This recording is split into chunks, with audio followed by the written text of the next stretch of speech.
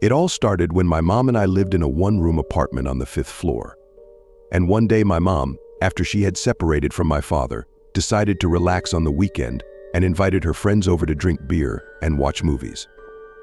Anton, his chick Masha, and my mom. She has such a habit, when her hair is drying and styled, puts a mirror near the monitor, watching TV series, and in the process makes beauty short. And that night she didn't put the mirror back. One room was small with a very simple layout. From the room you can see the corridor, the door to the bathroom, and the passage to the kitchen. And they are sitting. My mom turns her head and sees in the mirror next to the monitor, as a bishop in a black cassock comes out of the crowd and goes to the kitchen.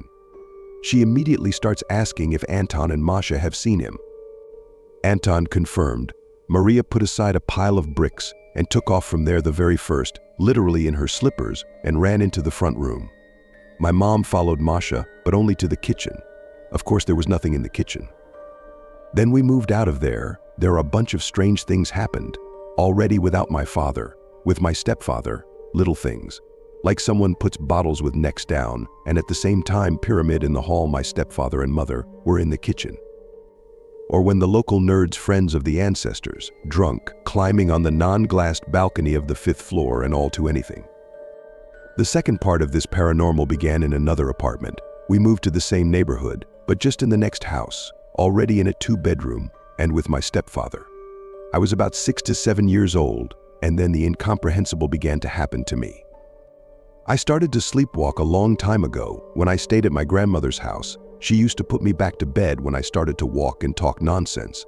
But after moving to a 2-bedroom, this sleepwalking started to take not very safe turns. In the 2-bedroom there was an old balcony, which was closed on one latch, which was in the middle of the door, and I could open it myself. My mother or stepfather more than once grabbed me by my swimming trunks when I tried to jump out of the balcony window while sleepwalking. Of course, relatives started to murmur, first sent to the hospital, from their home, said that in time will pass, grow out of this shit. Then they put a second latch on the balcony, which was closed every day at night. Then, as I was told, because I don't remember anything I did, then I started running around the apartment in my sleep and screaming for she to wait for me and for she not to leave without me. With these cries I ran to the balcony, the door of which I could not open due to the second latch. And then, as if by accident, my mother told my stepfather that she knew what the hell was going on. As I was previously written, we moved to the neighboring house from ours. My mother lived here all her childhood and knew in principle all the children from the yard who stayed. I remembered that the apartment above, or even in our apartment, a 2-bedroom is on the 3rd floor, lived a girl who fell out of the window. She was very young, and in general she converted to Islam.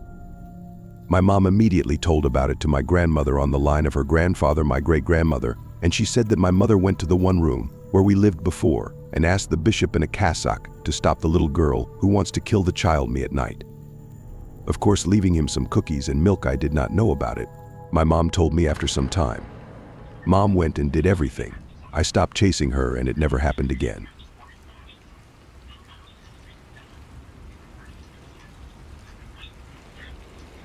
I entered the institute and decided to go to the village to my grandmother and grandfather for a month, because then drinking, studying, computer clubs. The case in the 2000s was ETETR, and will not be to the village.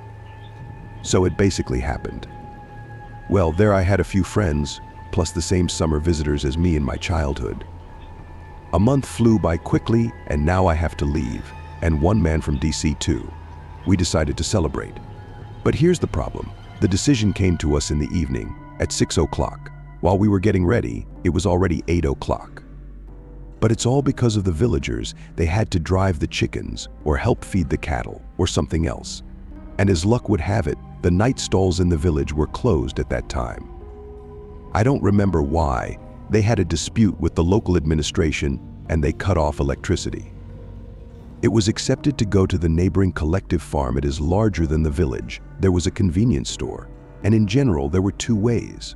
One by bus, which we successfully fucked up, because the last one left the village at 2020. Or along the county road through the former collective farm fields. They haven't been sown for a long time, but the road for the machinery that used to cultivate them, irrigators, combines, tractors, etc. was still there and in pretty good condition. We set off. There were 6 of us, 4 boys and 2 women. We got there normally, bought some food, and went back. Those fields were arranged like a letter U, and in the middle there was a wooded area, parallel to which the road ran. There were a lot of strange stories about the woods. The most popular one is that in 1943 a group of Germans disappeared there. Then 2 of them were found in an insane state. They could not explain anything. One of them went crazy. There were no partisans in the area at that time, and the front line was far away. It was apparently either a reconnaissance team or some soldiers from their own fought off and tried to find them. In general, what happened there nobody ever really knew. Well, and also in this forest people often disappeared, so from the locals in it no one even goes for mushrooms. Actually, we are walking and talking, and then in this forest we could hear branches breaking and crunching. It sounded like someone big was coming through. We started making theories. The most current one was that we scared off some moose with our voices. He was sleeping, and now he heard our conversation and decided to change his location, but it didn't. The crunching of twigs was increasing and the sound was coming in our direction. That is, whatever was in the woods was following us. Here we of course switched to half running, as the theory about moose turned into a theory about bear. But nothing happened. We calmly reached the turn towards the village and moved a decent distance away from that forest. And then one of the women squealed. We look, and she's standing with her back to us and pointing at the forest. That's when we saw it. Not far from the forest stood the figure of some beast or whatever it is or who it was. It was impossible to see it completely, though the night was not so dark, but still it was too far away and small features could not be seen. It was 4-legged or 4-legged, standing on 4 legs in a half-turned stance. The stance was more like that of a gorilla than that of a bear, for example. The front legs or paws were healthy, the hind legs were hard to see. At the withers it was clearly over 3 meters tall. The head was also hard to see, but the eyes were visible, big yellow almond-shaped ones. However, this thing did not chase us as in horror movies, but just calmly walked back into the forest. Of course, we put away bricks, which added to our speed. When we found ourselves in the village and at the house, we began to think about what it was. Naturally, the women adhered to the theory of a forest wonder. We theorized that a bear had wandered into the forest by chance. Since it had no competitors and people didn't touch it, it was able to get so big. Although probably all this was invented to calm themselves and find a real explanation. By the way, the girls told their relatives, and they thought that we came here, me and a kid from DC, slipped them drugs and dreamed up hell knows what. In general, then the rumor went around the village that we were drug addicts.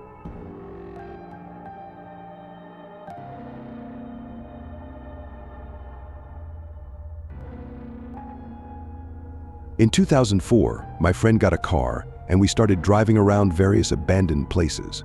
The main task was to search for non-ferrous metal and then hand it over to a collection agency. And sometimes we got some junk, like old receivers and record players, which could also be sold. So we came to an abandoned village. It was abandoned. That is, no one lived there even in the spring-summer period and did not use the houses for summer houses. We climbed this village almost all over, but we did not find anything, even the wires from the power line someone stole before us. We were about to leave when we came across one house. And there were 2 old refrigerators and an electric motor in a shed next to the house. So we started taking them apart to get some copper. But for some reason, the neighboring house caught my eye. There was nothing creepy about it, and even on the contrary, it was so small and cozy. So there on the window there was a doll, an ordinary Soviet doll. In the 70 to 80 years they made them. She was just sitting on the windowsill like they usually do with her legs apart.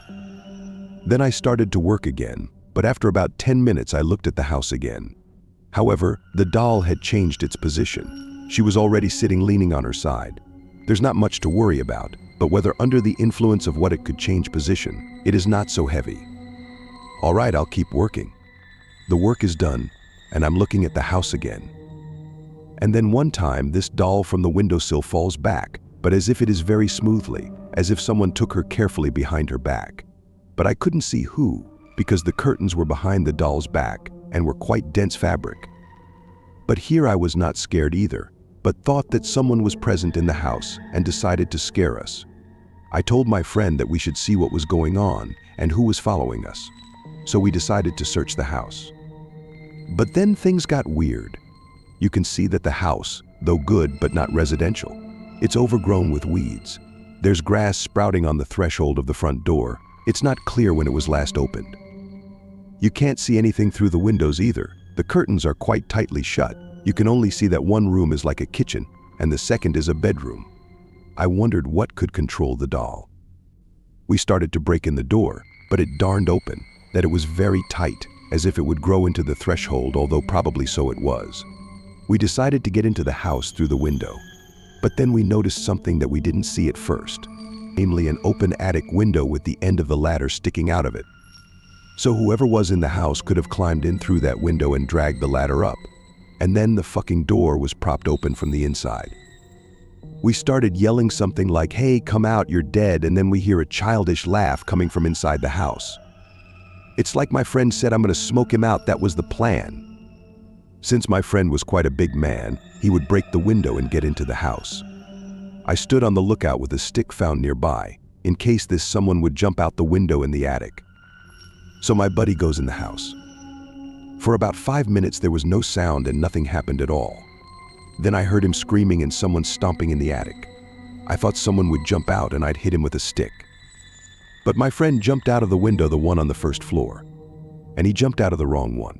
When jumping, he broke the glass and pulled out the wound with his body, breaking his head pretty badly. I couldn't get anything out of him for 5 minutes, until he started saying that the doll was alive. He said that when he got into the house there was dust all over it, but there were little footprints in the dust, all over the room. When he went into the kitchen, he saw the hatch to the attic open, and from the hatch a doll was looking at him. She wasn't grimacing like Chucky. It didn't wiggle its eyes. I mean, it was just a regular plastic doll, but alive. As he said it, it first turned its head at him, and then put its hand out in his direction. And then she laughed. But she didn't open her mouth, and the sound came from inside her. Then she just got up and started running around the attic. I was stunned at first, but then from all over the house, children's laughter started coming from inside. It was not coming from one source, but from several, as if there were at least 7 children in the house. And this laughter began to intensify with every second. Naturally, we decided to get out of there as soon as possible. We ran into a neighboring yard and picked up our loot and ran to the car. And then we just drove away. We still haven't figured out what was going on. But my friend claims that the doll was really alive. And that's why he flew out the window like that. He's got a big scar on his head from that incident.